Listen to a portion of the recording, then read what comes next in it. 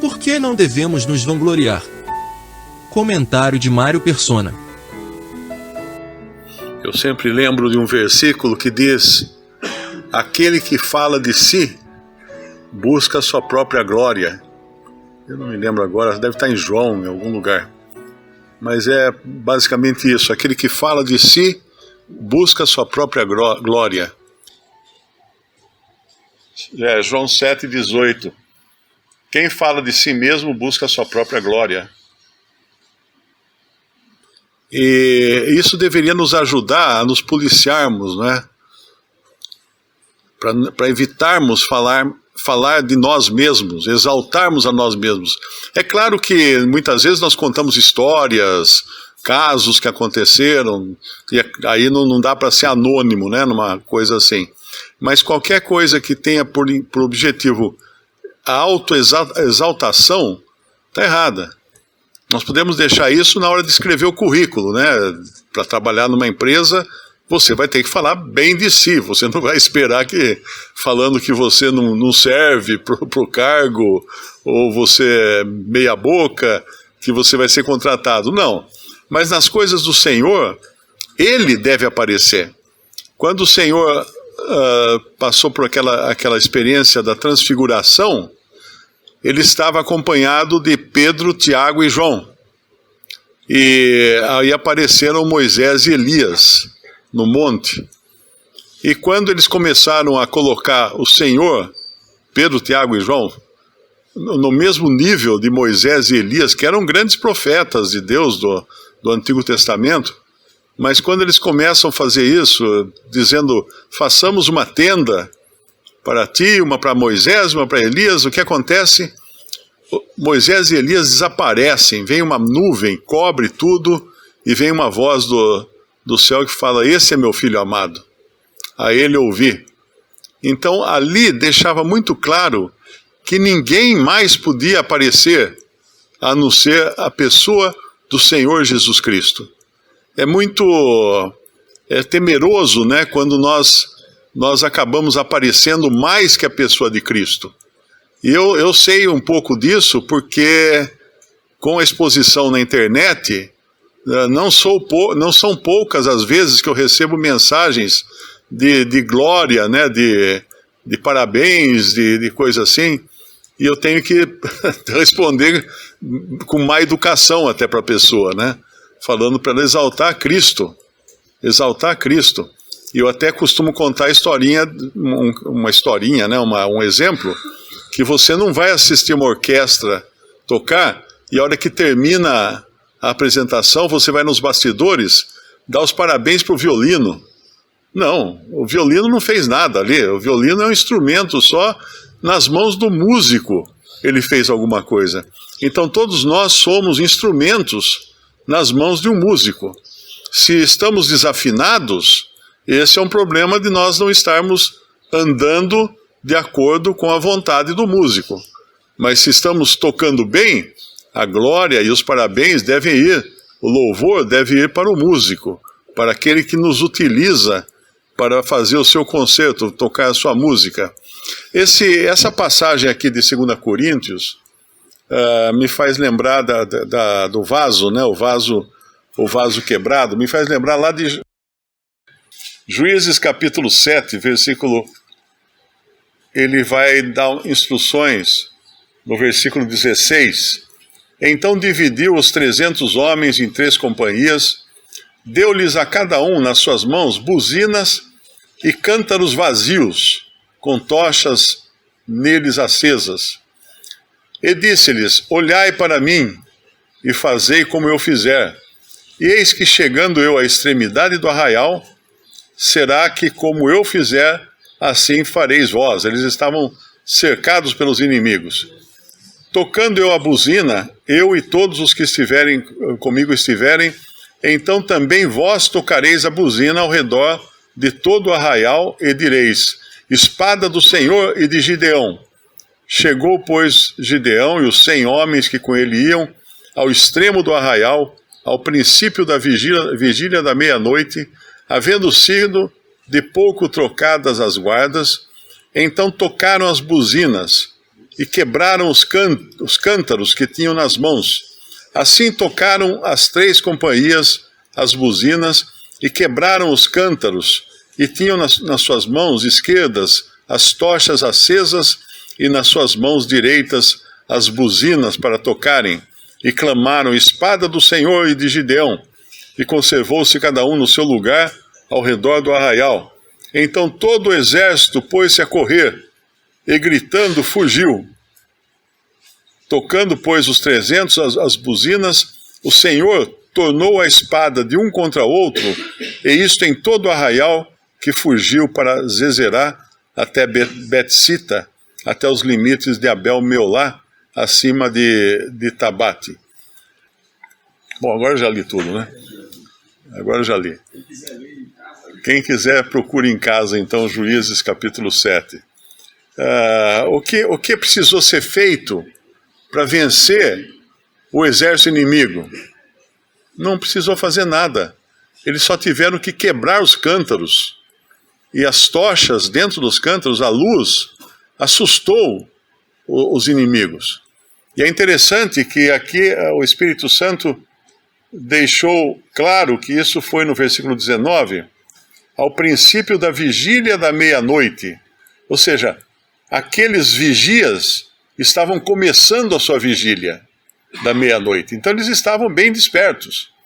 Não podia alegar que depois eles se confundiram, né, porque estavam já sonolentos. Não, eles estavam bem despertos. Mas quando quebraram os vasos, aí veio luz. E a luz assustou os inimigos. Quando nós mantemos o nosso vaso intacto, não é? Ninguém vai enxergar Cristo. Se eu falo de mim, vão enxergar o Mário.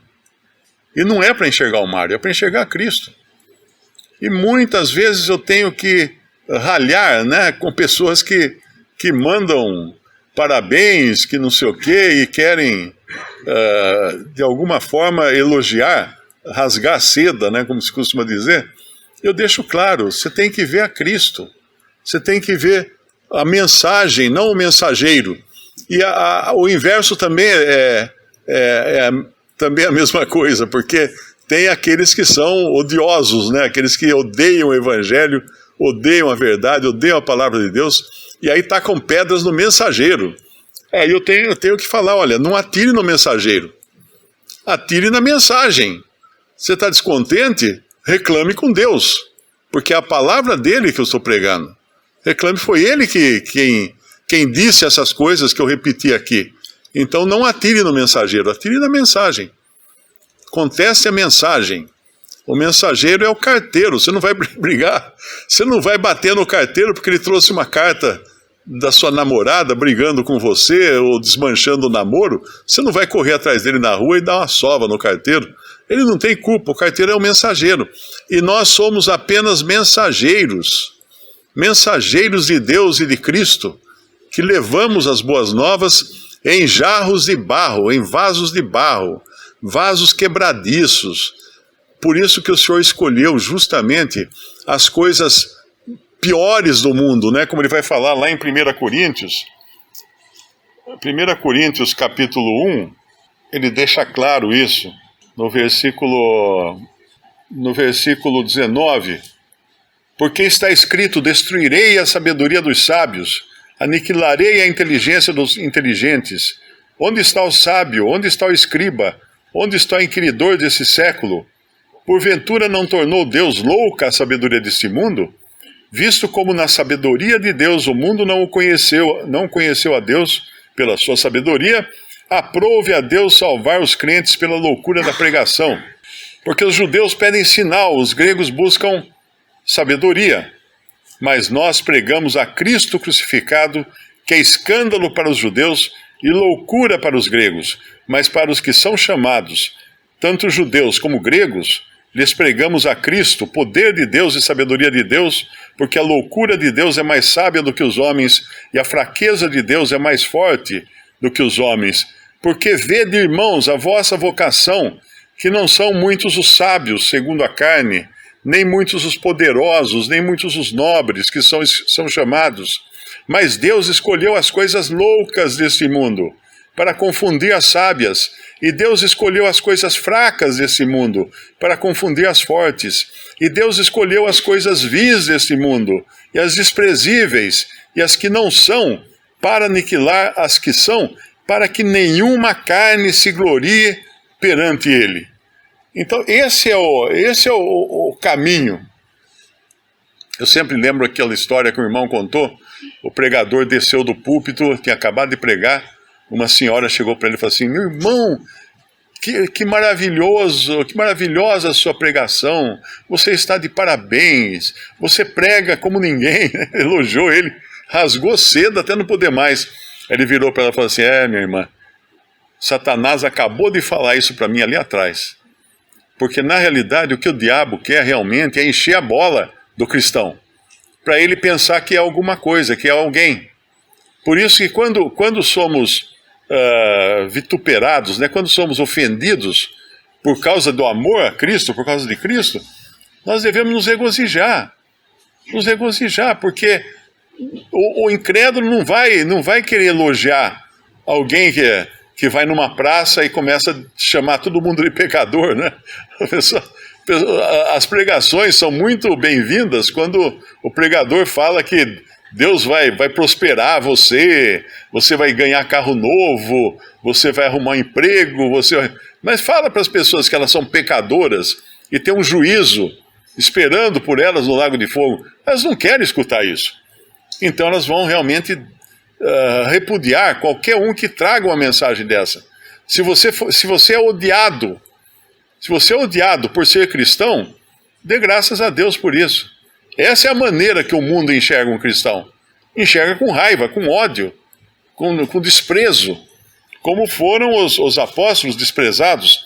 E no nosso capítulo de 2 Coríntios, capítulo 4, Paulo fala, no versículo 16, no versículo 8, em tudo somos atribulados, mas não angustiados, perplexos, mas não desanimados, perseguidos, mas não desamparados, abatidos, mas não destruídos, trazendo sempre por toda parte a mortificação do Senhor Jesus no nosso corpo, para que a vida de Jesus se manifeste também nos nossos corpos.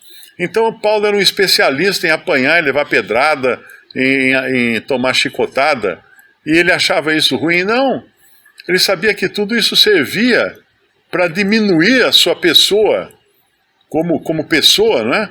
Para que Cristo fosse exaltado e não ele.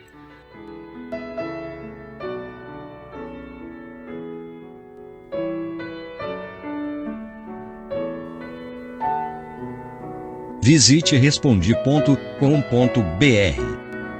Visite também 3minutos.net.